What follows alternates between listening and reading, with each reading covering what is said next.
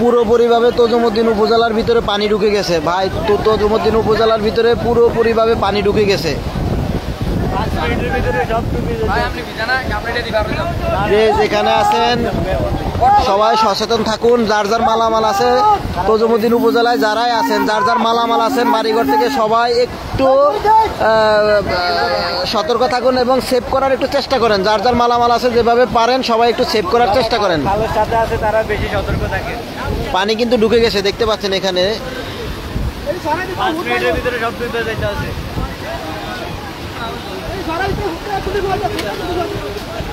যারা এই টুরিস্ট গাইডের মানে খালের সাথে আছে তারা মানে সতর্ক থাকার জন্য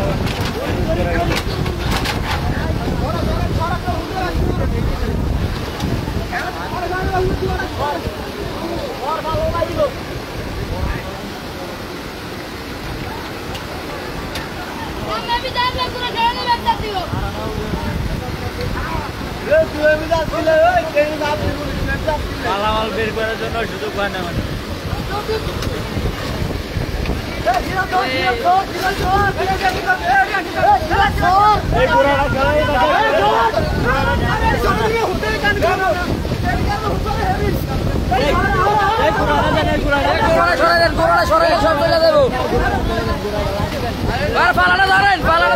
লাভ নাই কারণ পানি আরো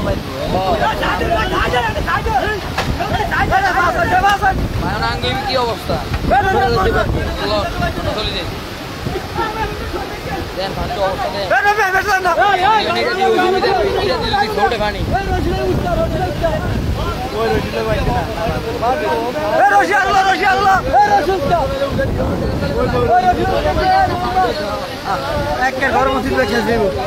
দিদি বান্ধা কেনা দিতে শুলিটা এই শুলিটা আরো 15 দিন আগে শেষ দিত কাম ওরা হলো শুধু করে শুলিদের কাম করে না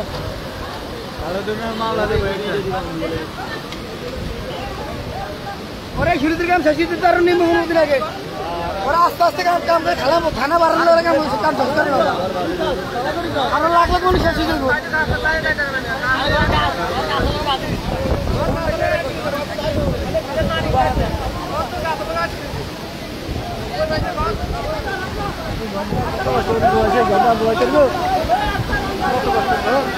এখানকার লাস্ট আপডেট যেটা আপনার তজুমুদ্দিন উপজেলার যে সুলিশ গেটের যে রিং বেরিবাদ পুরো রিং বেরিবাদটা ছিঁড়ে গেছে এবং আপনারা দেখতে পাচ্ছেন এদিকে পানি ঢুকে গেছে পুরো।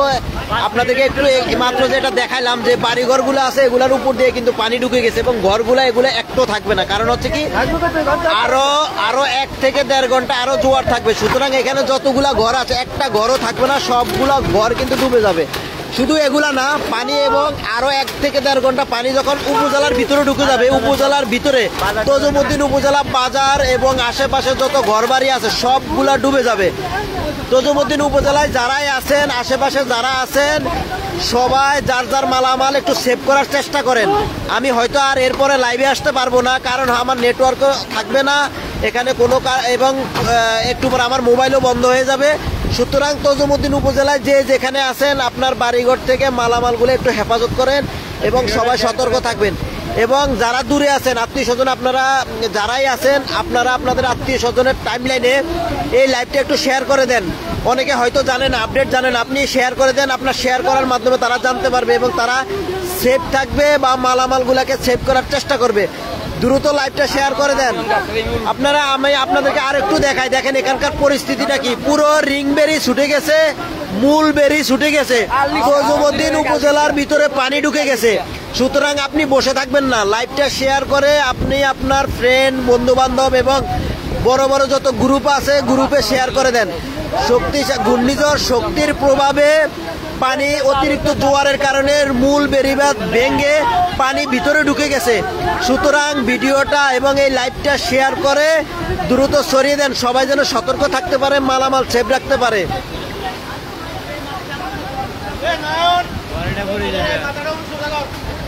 এই ঘরগুলা থাকবে না, কিছুক্ষণ পরেই এগুলা ভেঙে যাবে। কারণ হচ্ছে কি, মূল বেড়িবাঁধ ছুটে গেছে। সুতরাং জোয়ারের যে গতি, জোয়ারের যে চাপ, এই চাপ আরো বাড়বে এবং একটা ঘরও এখানে থাকবে না। শুধু এগুলা না, উপজেলার ভিতরে যত ঘরবাড়ি আছে, ব্যবসা প্রতিষ্ঠান আছে, সবাই ক্ষতির সম্মুখীন হবে।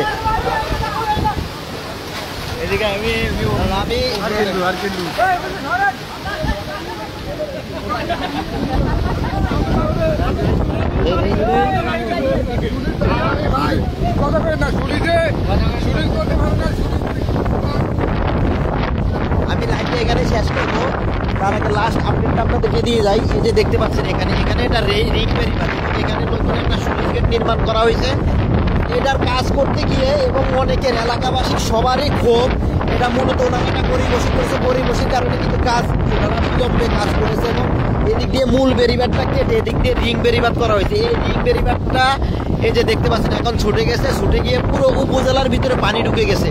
আল্লাহ সবাইকে হেফাজত করুক, সবাই দোয়া করবেন, বেশি বেশি দোয়া করবেন। দোয়া করা ছাড়া আসলে এই মুহূর্তে কিছুই করণীয় নেই। সো লাইভটা আমি এখানে শেষ করতেছি। সবাই আমাদের জন্য, আমাদের তজুমদ্দিন উপজেলার জন্য দোয়া করবেন, ভোলাবাসীর জন্য দোয়া করবেন, যত উপকূলবাসী আছে সবার জন্য দোয়া করবেন। এদিক দিয়ে যাওয়া যাবো। যাই হোক, তারপর আমি লাইভে আরেকটু একটু দেখানোর চেষ্টা করতেছি আমি এদিক দিয়ে বের হবো, দেখি এদিক দিয়ে যাওয়া যায় কিনা। অবস্থা খুবই ভয়াবহ। আমরা যারা তজুমদ্দিন উপজেলাবাসী আছি, অবস্থা আমাদের জন্য খুবই ভয়াবহ। সবাই দোয়া করবেন, দোয়া করা ছাড়া আসলে এই মুহূর্তে আর কিছু করা নেই।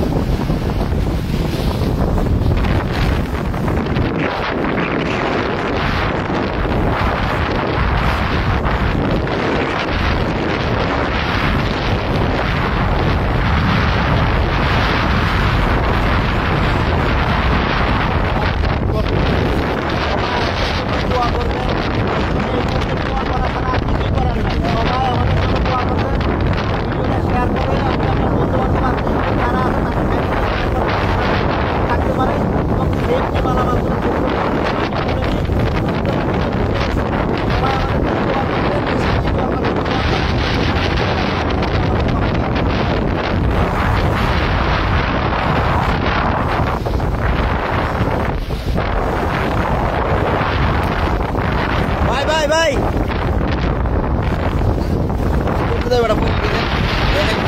জায়গা আমি